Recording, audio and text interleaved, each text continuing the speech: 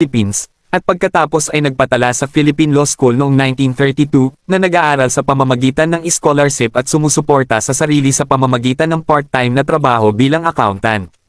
Noong 1936, natanggap niya ang kanyang Bachelor of Laws degree mula sa University of Santo Tomas, at nakapasa sa bar examination na may score na 89.95%.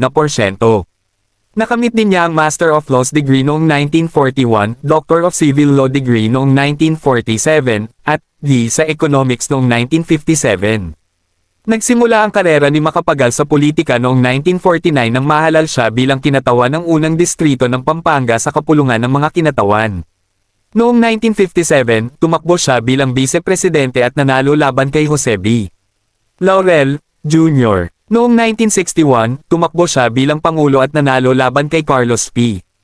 Garcia. Bilang Pangulo, ipinatupad niya ang Kodigong Pangrepormang Panlupa, Agricultural Land Reform Code noong 1963, na naglalayong tulungan ang mga magsasaka. Bilang